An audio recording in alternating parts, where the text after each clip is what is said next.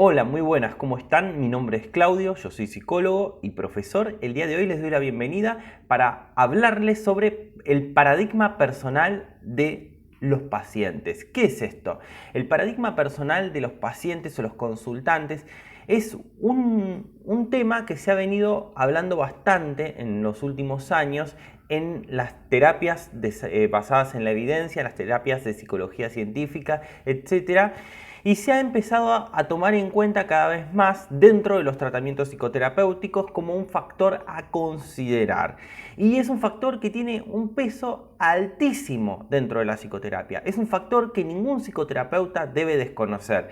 Y probablemente si ustedes son pacientes o fueron consultantes de algún psicoterapeuta y se han sentido que no los entendían, este factor puede ser que no se haya tenido en cuenta del todo o haya fallado al momento de abordarlo.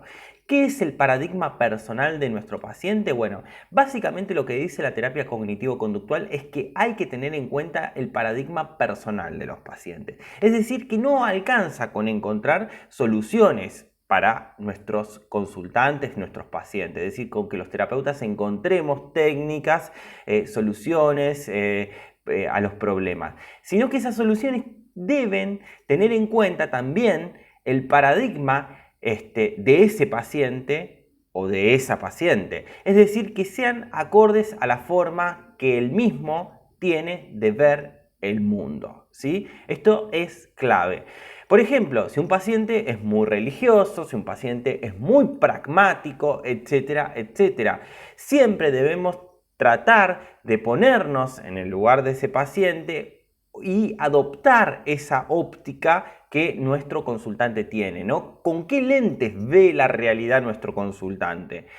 Un paciente, por ejemplo, con depresión puede pensar en que no quiere vivir más, ¿no? Y querer llevar a cabo algún determinado tipo de acción. Cree que eso es la solución. La mayoría de las personas podrían decirle, bueno, no, la vida es hermosa y demás. Decirle que todo va a mejorar no es algo que desde el paradigma de nuestro paciente, desde sus ópticas, lo pueda ver en ese momento, ¿no? Que todo va a ir mejor. Si hay algo que ve el paciente con depresión es que todo va a ir peor, no que todo va a ir mejor. Entonces, como diría una canción de Joaquín Sabina, ¿no? Tienen un velo de alquitrán en la mirada estos pacientes. Entonces, adoptar su óptica podría ser algo más productivo, es decir, tratar de pensar igual que él, que todo va a ir peor, ¿no? Entrar desde ese lugar a nuestro consultante.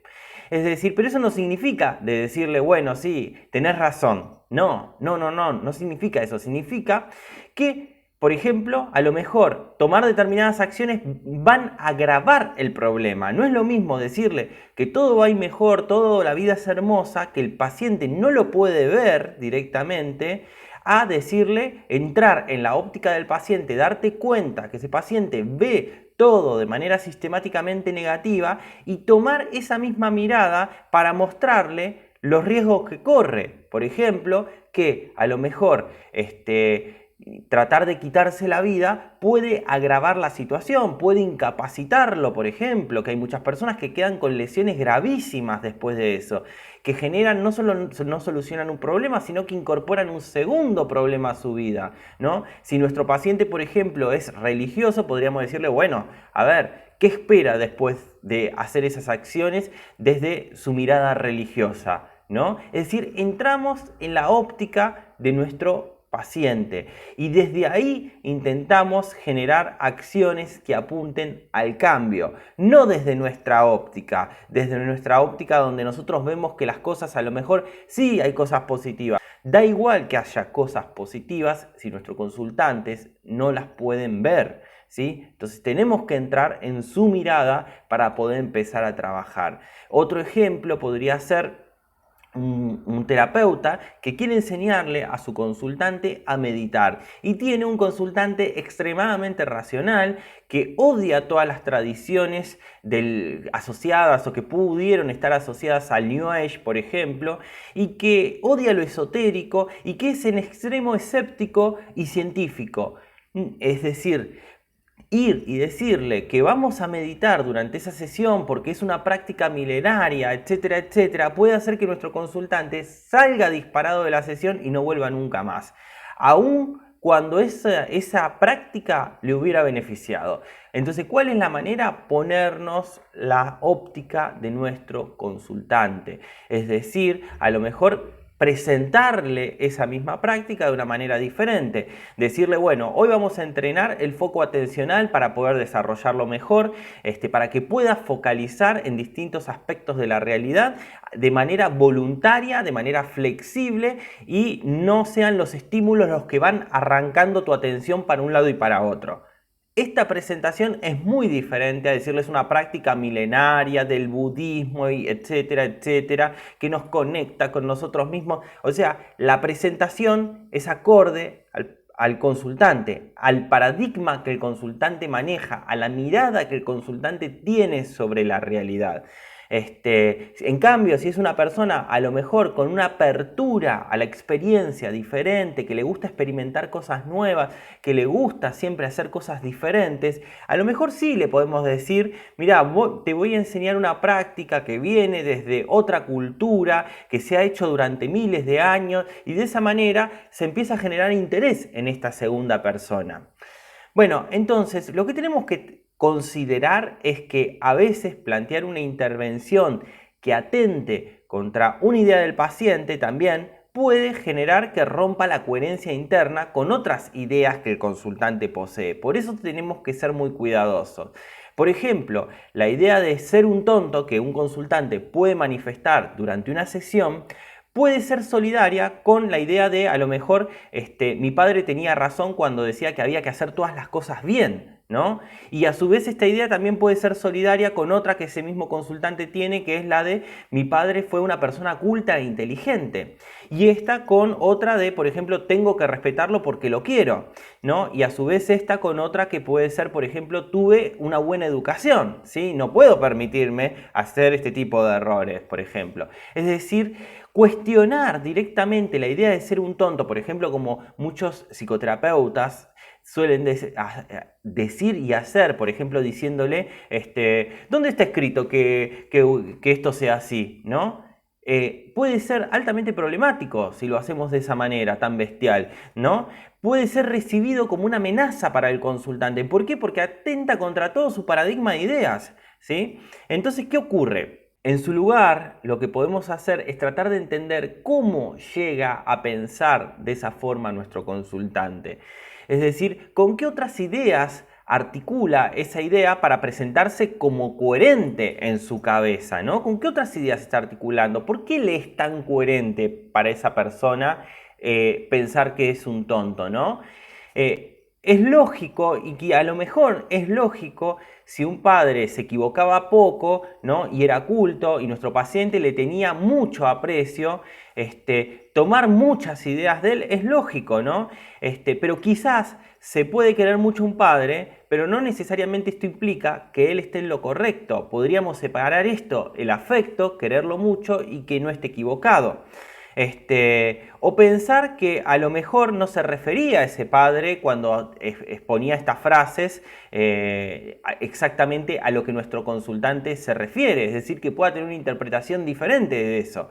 Bueno, como quiera que sea, lo que tenemos que tratar de movernos es desde su lógica, no desde la nuestra, de creer que una persona se diga a sí misma que es un tonto no tiene sentido, sino desde la lógica de él. ¿Por qué tiene sentido desde la lógica de nuestro consultante? El tema es cómo nuestro paciente ve el mundo, ¿no? Pensar, por ejemplo, a lo mejor como su papá, para ese paciente, es una forma a lo mejor de formar parte de su familia, de parecerse, ¿no? De generar identidad también. O a lo mejor le sirve moralmente para discriminar qué es lo que está bien hacer de lo que está mal, ¿no? Pero también actuar de esa manera le genera malestar, ¿sí? Entonces la intervención, tomando la mirada un poco del mundo de nuestro paciente, a lo mejor podría ir por este lado, ¿no? De marcar el contraste. Veo que para vos es importante ser inteligente, no lo cuestiono directamente, pero a la vez ser o obligarte a hacerlo en todo te genera malestar, ¿no? Entonces, marcarle estos dos contrastes, no cuestiono la idea de vos no tenés que ser inteligente en todo. ¿Dónde está escrito que deberías ser así? Sino decirle, bueno, veo que es importante para vos serlo, pero ¿cómo te hace sentir? ¿No? Marcarle este contraste, separar las dos cosas, no cuestionar la idea directamente. ¿Por qué? Porque va a contradecir el paradigma de nuestro paciente, donde valoren la inteligencia, donde en su familia se valoraba la inteligencia. Digo, sería muy problemático ir a cuestionar justamente eso.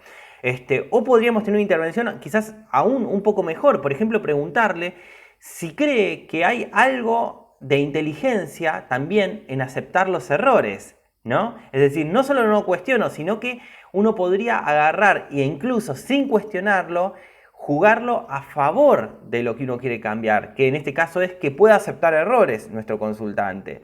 Lo hacemos a través desde su óptica, la óptica de valorar la inteligencia, pero valorar la inteligencia es aceptar los errores.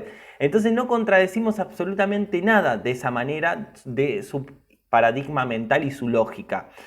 En resumidas cuentas, cuando hablamos de paradigma, hablamos de manera genérica desde qué lugar ve el mundo el consultante. Cuando hablamos del paradigma del paciente, estamos hablando de esto. Desde qué lugar nuestro consultante, nuestro paciente, ve el mundo, ¿no? ¿Cuál es su óptica? Y acá quiero dejar una reflexión para pensar un poco. A lo mejor las personas creen que son empáticas muchas veces, incluso los psicoterapeutas y las personas en general. ¿Por qué? Porque piensan, por ejemplo, ¿cómo me sentiría yo en el lugar del otro? ¿Sí? Y la pregunta, en realidad, para poder fomentar la verdadera empatía, es cómo se siente él en ese lugar. No cómo me siento yo si estuviera en ese lugar, porque yo no soy él y mi mirada y mi paradigma es distinto y yo no puedo acercarme con mi paradigma a su lugar. Lo que tengo que tratar de hacer es pensar cómo me sentiría si fuera él en ese lugar, no si fuera yo en ese lugar.